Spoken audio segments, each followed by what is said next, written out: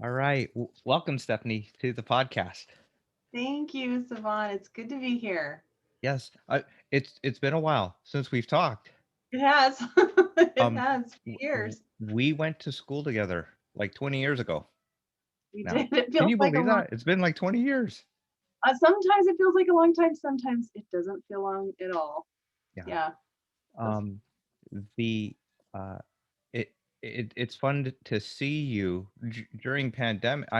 During pandemic, we're working from home in our virtual offices here. great. Um, but you just joined a New Day Counseling Center, the center that I'm a part of. Yes. Yeah, Yeah. and I'm hoping to see clients at some point a little bit later, maybe this summer, at the center. How about you? Actually, I'm not planning to see people in person, and it was interesting. Part of why I was excited to come back and get into it again was because I started doing video counseling about 15 years ago on Skype, Oh wow, and yeah. it, and actually people had a hard time accepting that that was an option. And so Mhm. anyway, I ended up going down other routes. I did do a lot of in-person counseling at the time, but this time, because of the pandemic, I've been working with Zoom for several years, and it wasn't until this last year that Zoom became a common word in the vocabulary. So it's been really fun to come back to counseling when people, you don't have to get over the hurdle of people being on camera, Mm, and that there is a way to very much connect with one another. And in some ways, I'm getting to counsel people who would not be in a situation where they could come in physically. mm. I've counseled from a hospital. I've counseled from, other places outside of the Portland area. And that is because we can do it on video. Yes, yes, I do like that. Um, and so you are like a serious veteran with online counseling. Um, but before we dive into the work that you do with your clients, can you share with listeners a bit of your background and how you Yeah. became a counselor? Oh, yeah. Well, how I became a counselor, I don't know. Sometimes I find it funny, but when I was in high school, they had peer counselors. And I actually had been going to the school counselor because my parents were getting a divorce at the time. And through that process, he had us part of group counseling. And then he was like, Stephanie, I really feel like you're kind of a leader in this group. Would you be interested in peer counseling? And I thought, gosh, I loved it. I loved the idea of being able to listen to other people. And he would, of course, then I also got hall passes and to get people out of class so they could tell me their story. And I thought that was so cool. And I remember thinking, man, if this were a real job, everybody would want this job. And it would be so great. There would be so much competition. I probably wouldn't be good enough. I probably couldn't do this job.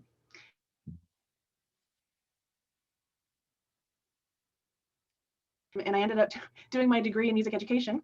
Nothing at all having to do with counseling, and which was fine. I really enjoyed music, but funny enough, when I did finish school, I didn't go into music education. I actually went into high tech, and that was in the mid 90s. And it just Mm, turned out I had been doing a lot of temp work as I went to college, and it just turned out that the job offered to me was a high tech job. And that company that I worked for was a startup.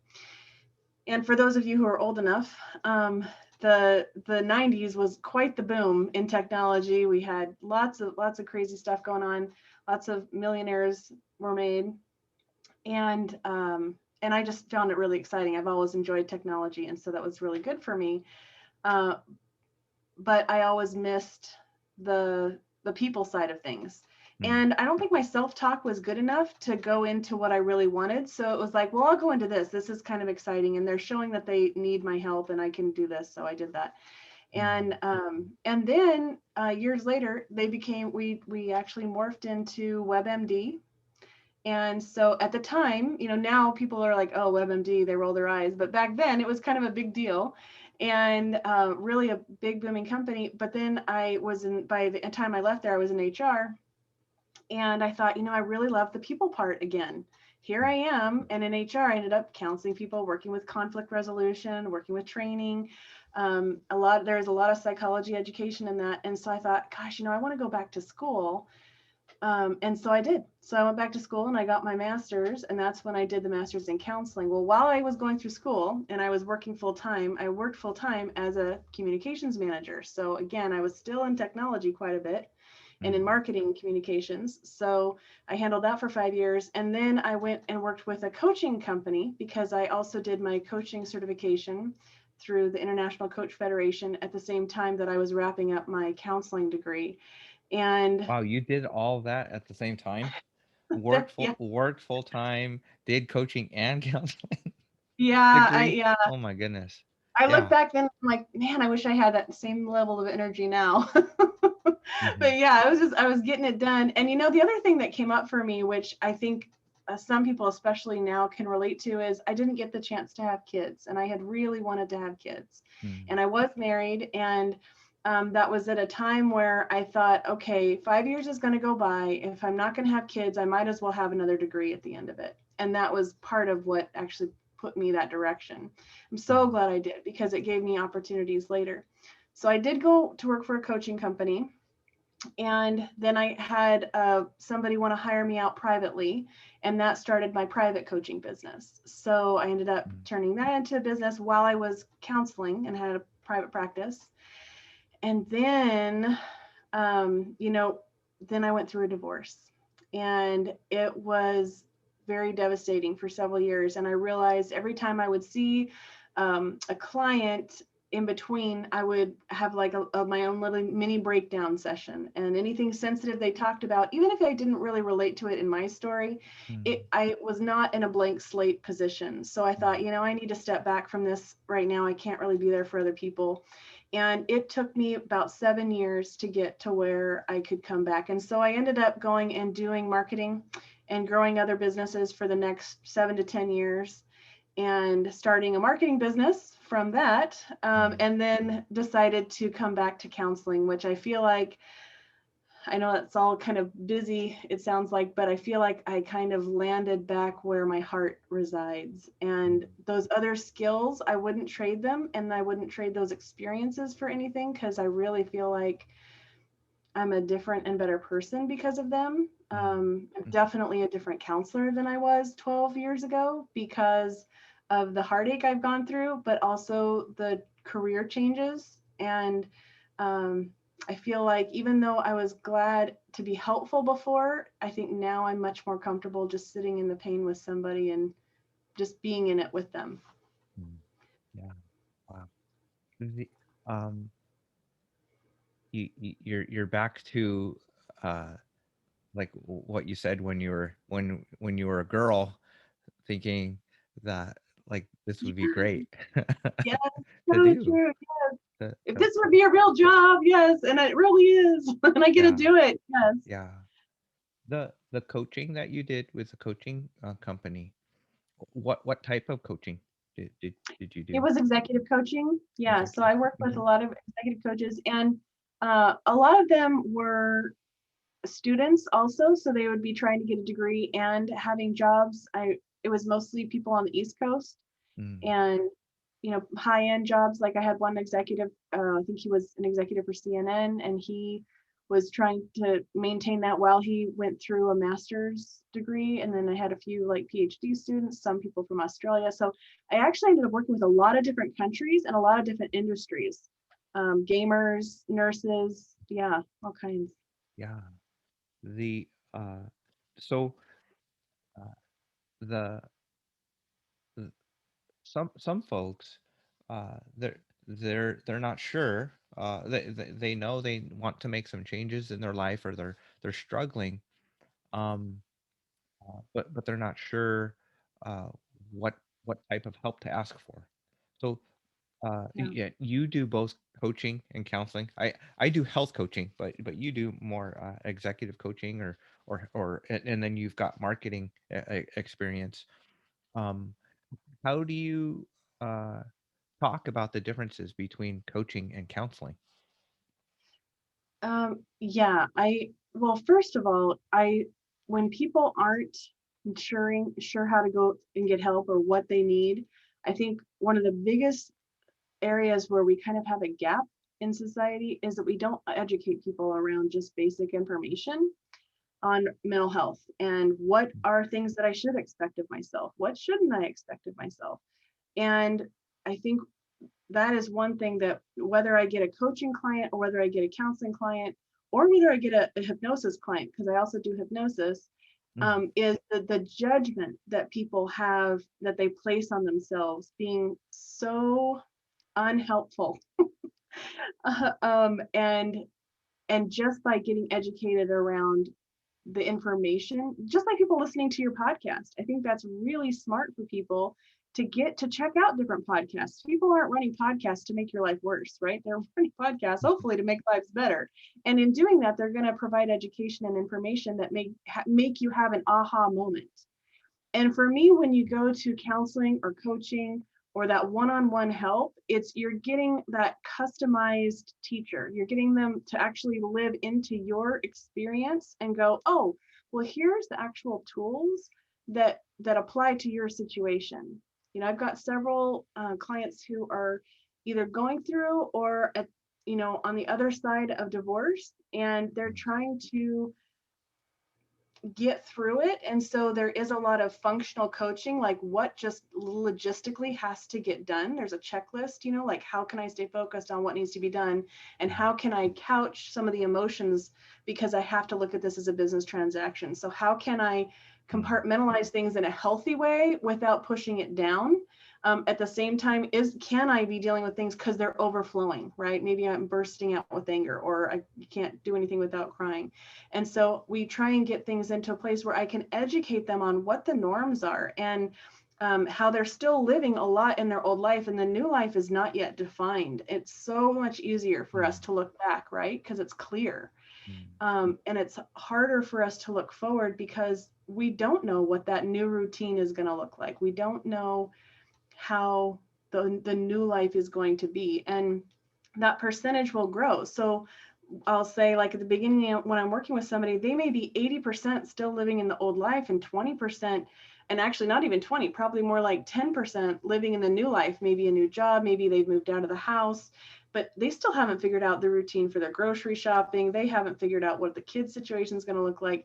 And so to put pressure on that they should already have a routine for the kids, they should already have things set up. Well, there's a process to that, and helping them understand that process. So I take them through an illustration, and through the process of counseling, we actually work on where are you in the timeline of this transition, so that you can know, oh, I'm looking back. Oh, I haven't had that aha where I'm just not. This last week, it was really powerful. One of the gals that I'm working with had a child who said something to her mom, and it just clicked, and boom, she no longer is looking back. It took, and she didn't know it was coming, but we had talked about there will be a time when you get to a point where you just go, okay, looking back is taking too much energy. I just got to look forward now. And she had that moment. And we had talked about it 2 months ago that this was going to be part of the process. And so I think part of it is just that custom education that people get. I realize I didn't answer your question yet. So, Oh no, that's good. sorry. That's good.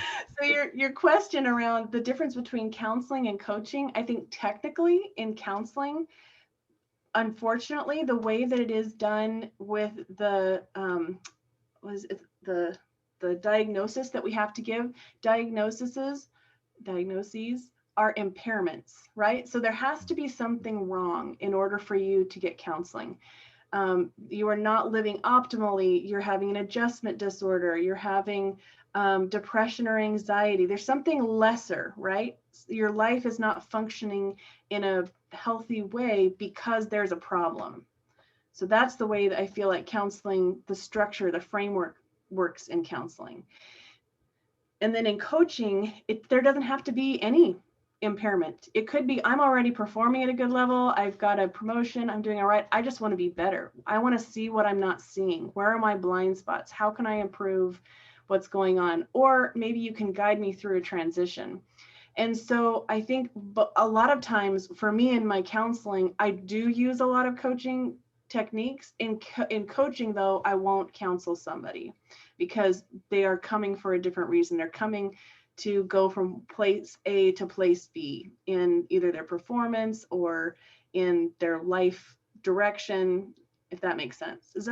Mm. Does that make sense So so between the two? so they have like a clear goal that they want to reach, or Yeah, yeah. destination that they want to get to. They're coming more for strategy. And really, when somebody comes to me, I'm looking for, are they really ready for strategy? A lot of times we just want somebody to just hear us in the first place. Just let me be in a safe place. Just let me have a moment that's my moment, that I'm nobody needs anything from me, nobody wants anything from me.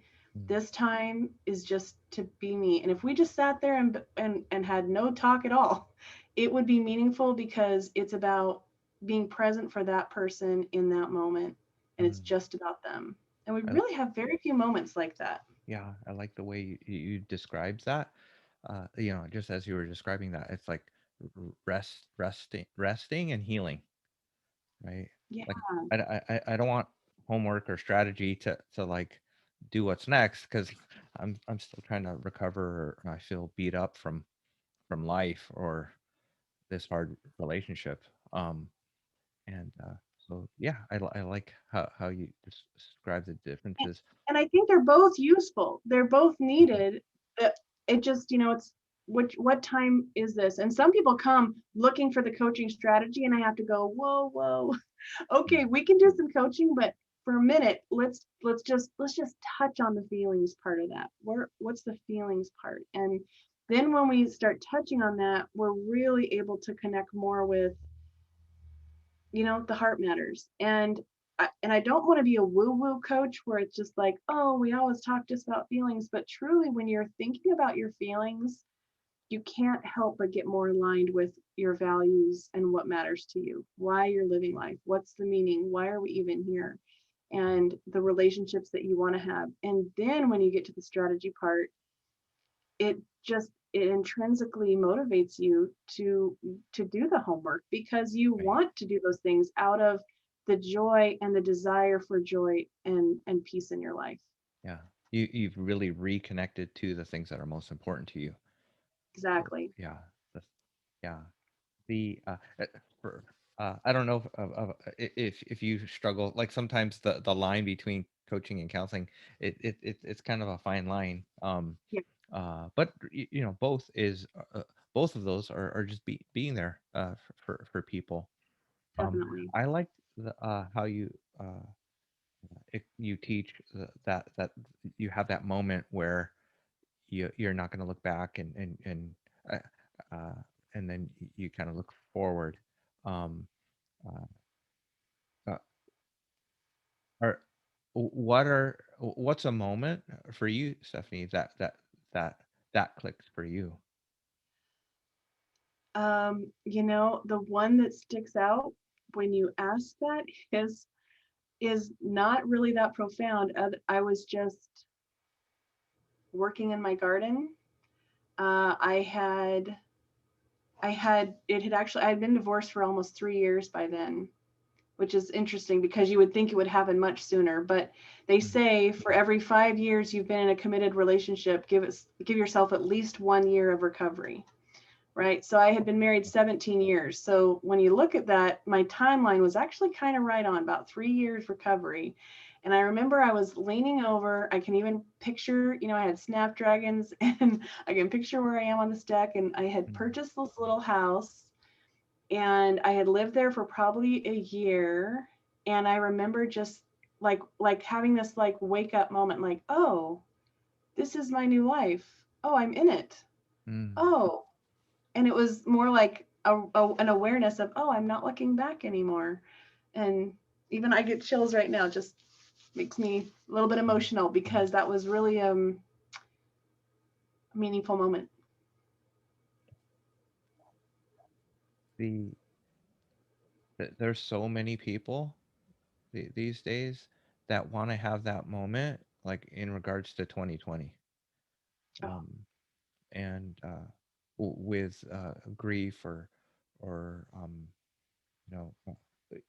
even if relationships didn't end, uh, turmoil and conflict, and you help people with transitions. Uh, yes. Yeah.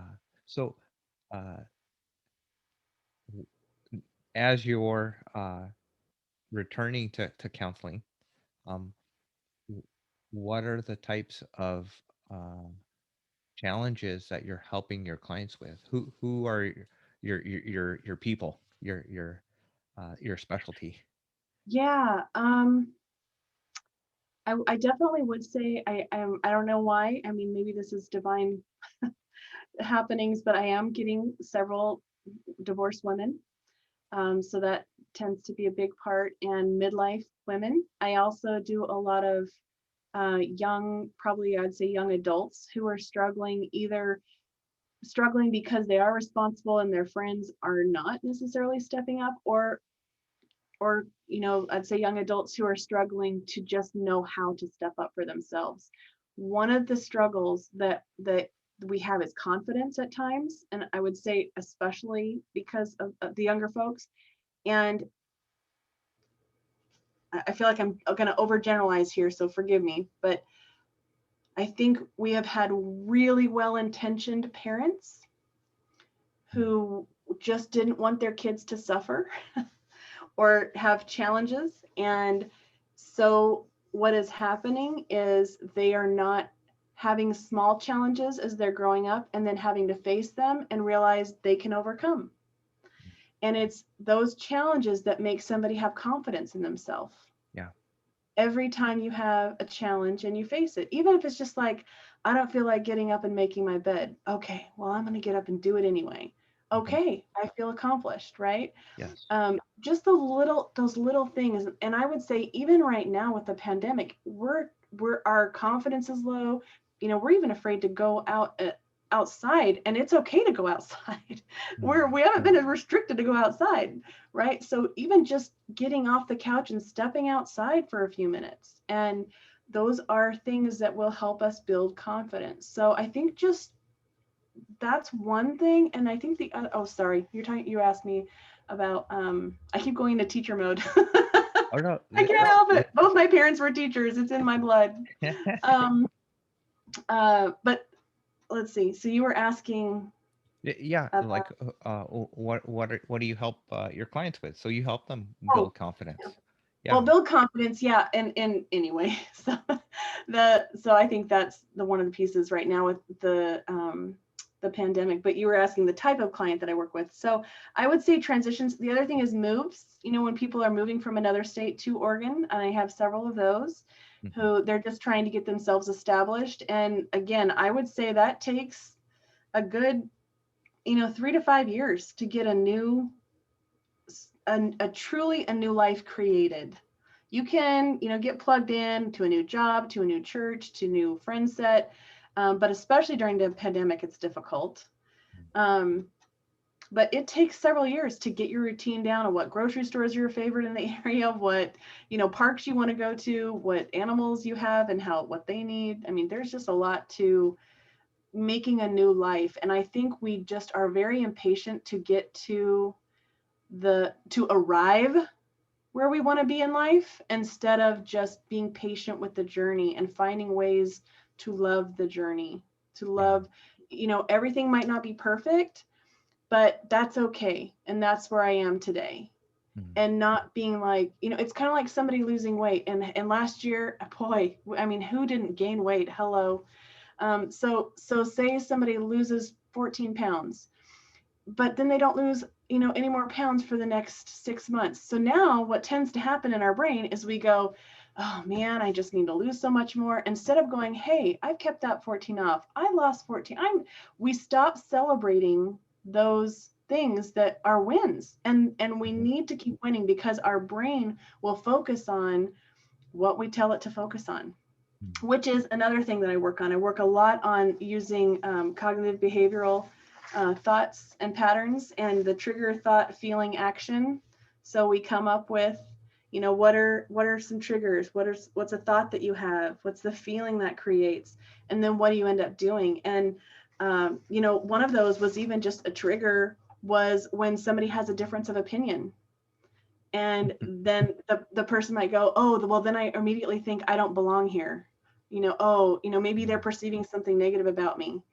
Well, then that makes the person feel like frustrated or rejected or alone. And then it makes them bite their tongue, and then they ruminate about, gosh, I wonder if this person doesn't like me because we don't really agree on this thing. Yeah. Right. So Yeah. we work on, okay, well, what is that thing that we keep telling ourselves? And then I'll work with them on, well, you don't do the same thing 100% of the time. So once in a while, you'll have a difference of opinion with somebody, but you won't think that they're perceiving something negative about you. What is it that you tell yourself at that moment? Mm. And then it might be something like, I know the truth. I don't need to convince them. That's really not up to me. And then that makes you feel maybe justified or at peace or feeling like I don't need to take on their opinion. I'm not worried about it. And then the action is I go on with my day and the Yeah. relationship is fine, whatever it is. So we try and figure out, and when I map that out for people and they can see what their negative trigger or what their negative thought is, after the trigger is the same, positive or negative, it's our thought that impacts then how we feel and then our actions, right? Mhm. So when I can really, well, I'll actually write it out and I'll show them, they'll take a picture and we'll talk about this. And a lot of times just knowing that once in a while we have a thought that actually helps us, we can start then choosing that thought more often and feeling better more often and taking Mm. actions that we want to take more often. Yeah. And and And so and that and go ahead. when you do that, you start having more control of your thoughts and your feelings and your Yes, actions, um, instead of feeling like your behavior or your feelings are out of control and running the show. Mm. yes. So like with that person who lost 14 pounds, rather than getting on the scale and going, oh gosh, I'm still this number. Oh, going, yep, I still lost 14 pounds. Yep, I still kept 14 pounds off. Nice job. I can do more of that if I want to. But right Mm. now I'm just celebrating that I got that 14 off. Yeah, yeah. The uh, with counseling, you mentioned earlier, sometimes, and especially with having to come up with a diagnosis for reimbursement, for Right. insurance, trying to figure out what's wrong. um, I in both realms, coaching and counseling, I try to explore what's right with you, right, what's right with clients, um, because we're not. Um, Sometimes you'll start counseling because of pain and wanting to make a change because of a problem, uh, but that's a good place to start. But it's not very sustainable in terms of motivating you to keep going with healthy habits.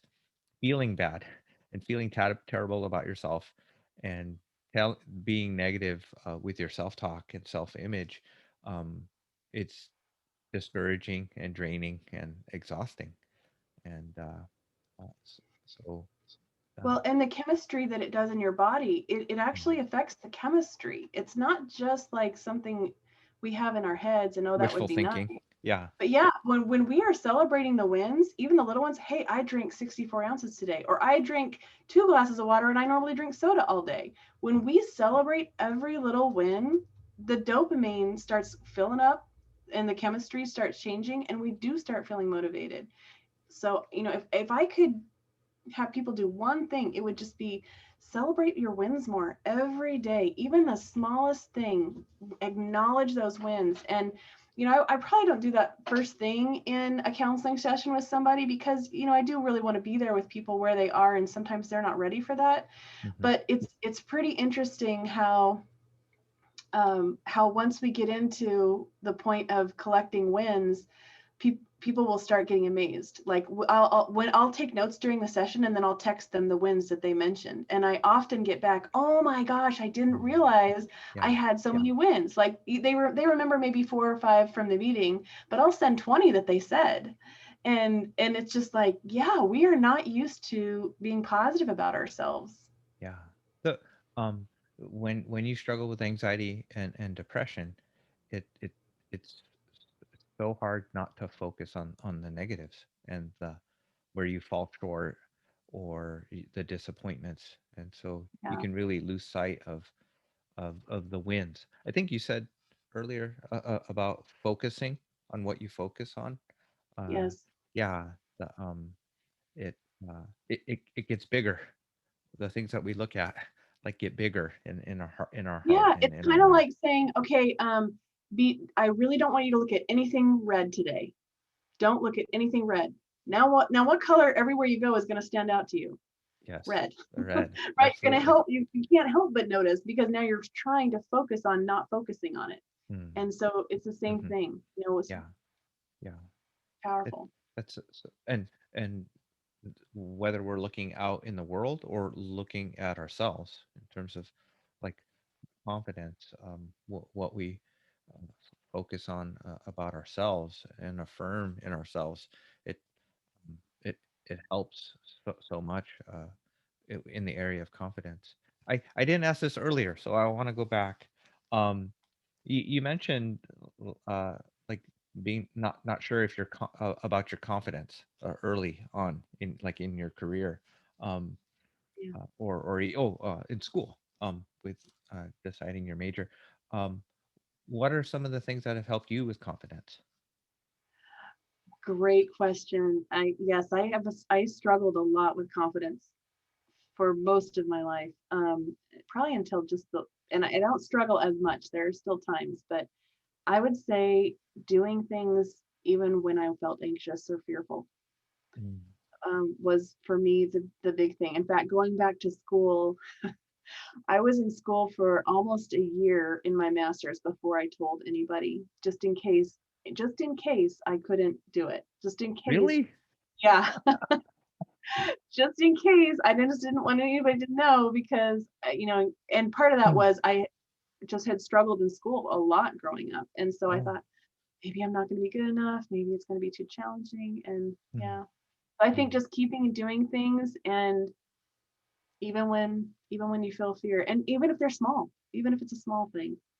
Yeah, yeah. The so uh, uh, you did that for a year. What were some of the things along the way that m- made you really think like this is what I should be doing in life? Yeah. Well, I think that gave me confidence was like you'd get a paperback and it'd be like, great feedback or the way to use the textbook and in the paperwork or whatever. So you get specific feedback. Again, I think that's also why counseling and coaching is important, because there are very few places where you get specific feedback to you as a person. And when you are one-on-one with person, you get that immediate feedback. I was with a couple the other day and I was able to say to the husband, I cannot read you at all. And if I can't read you, I'm wondering if that's part of the problem here is we don't even know what you're thinking. And right now, and then he laughed and we had a good time. And it was like, oh, you're having a good time. We couldn't tell. So I mean, just some of that immediate feedback I was able to give him made him go, Yes, oh, this is yes, what she's always talking about. That yeah, it's not her, that it's I'm seeing it too. yes. And I think we all need that. We all have blind spots. I have blind spots. You have Mm, them, and you just by talking to somebody else, they help kind of point those out. And we have blind spots to seeing the positive and the negative, both. Or just the observational. It was, doesn't have to be positive or negative. mm, I'm sorry, mhm. I keep getting derailed. I'm sure I'm not answering the question. Oh, the uh, so, uh, getting feedback on your assignments uh, Yes, that that built my yeah confidence. Yes. built your confidence. The so uh, can you tell me a little bit about um, how you or what you're hoping for with coaching and counseling? Kind of like the Yeah. One of the challenges for me with this work is that it's one-on-one, and I feel like so many more people need more of this information. And mm, so I am gearing towards doing more workshops mm, and mhm, building more of a community. I'm not crazy about, as much as I understand technology. I feel very comfortable in software and very comfortable with all of that. I don't really enjoy spending all my time doing that. So I don't know how much I want to create an online community, but I definitely want to do more, webinars, workshops, things where people have access to more of the just basic information around transitions, Hmm. around their needs. What are the four basic human needs?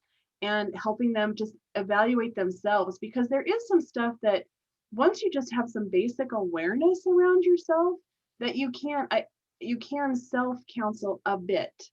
I wouldn't say in every case, for sure, but I think there's a lot we could do more if we just had more education out there. So I do plan to do more of that, and more. I'd really like to start some group therapy.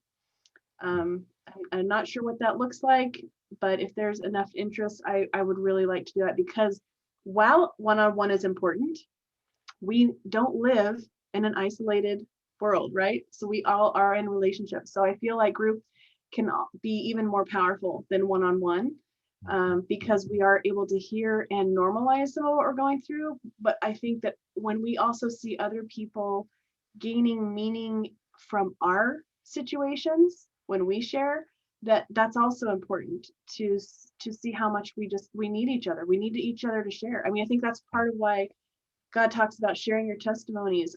I when somebody shares a testimony, I am always touched every single time. Whether or not it means I want to do my life like theirs or not, it's always meaningful to hear their experience. And I think we get that from group. Yeah, yeah. Um, I I don't know if I tell you this story every time we meet, um, or we hang out, um, but uh, very often going through grad program, we weren't in group, we're just in class. But sometimes Yeah. there's like group therapy moments in class, and there was a time that you shared something about your dad, and your relationship with your dad, and my daughter was probably 9 at the time, and we just found out that she's pregnant.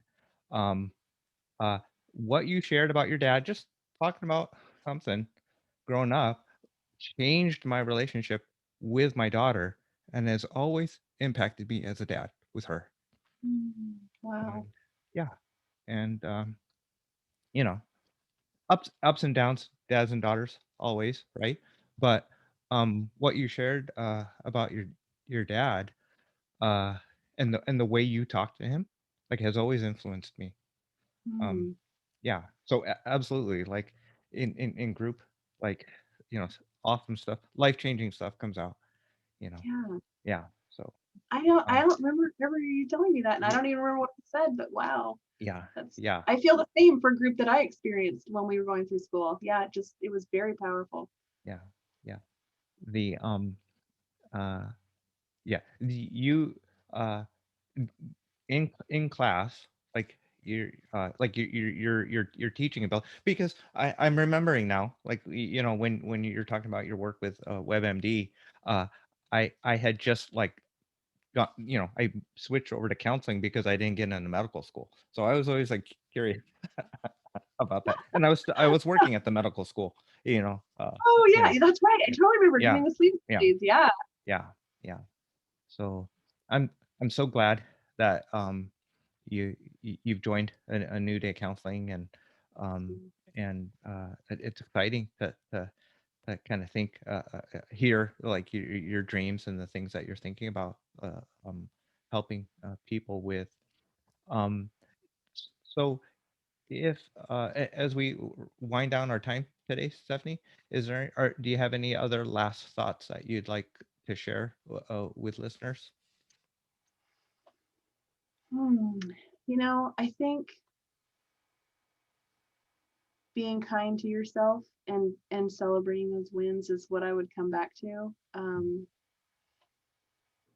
And I think just trying to I remember Tony Robbins once said, if you put your hand on your heart, on your chest, or if you can put it there, and just for a few minutes before you say anything to anybody or anything, if you do that, it will bring you down back to kind of that alignment with what's Mm, important to you. And mm, I think right now during the pandemic, there's a lot of angst and unknowing, and people having very different perspectives, politically, culturally, health wise. And to just, if we could all just go around with our hand on our chest before we say anything, I think we would be connecting on a more meaningful level and supportive and being kind to ourselves and others. I just mm, think that goes a long way. mm. Yes, thank you for that, Stephanie. Yeah. The if folks are um would like to learn more about you, or even work with you as a coaching client or a counseling client, how can they get a hold of you? Yeah, I would love that. Actually, I'm redoing my website, so that's all going to be in the next couple months. And it is stephanie.coach. Or they can go through a new day. If you're in the Portland area, you can go through a new day and I can do counseling with people directly there. If they're outside of the Portland area, then I would recommend going through stephanie.coach, and either I'll get back to you or I do have an assistant who works with me and helps me organize a lot of stuff so that I can get to do the fun stuff that I like to do. Hmm. Yeah, Yeah, that's what I would recommend. I'll include the links to a New Day Counseling in the show notes. And thank you Yeah. again, Yeah, Stephanie, and so hopefully much. I will have like workshops and group and stuff that will be announced on stephanie.coach. So eventually that'll be developed. But yeah, in the meantime, go ahead and reach out to me Yeah. at a new day. On your website, will they folks be able to like enter email to get Yes, announcements about workshops and things like that? Yeah. Okay. Great. awesome. All right. Thank you for being Yeah, on this episode. The um what you shared it will definitely help folks with being more brave and courageous in life. Thank you. thank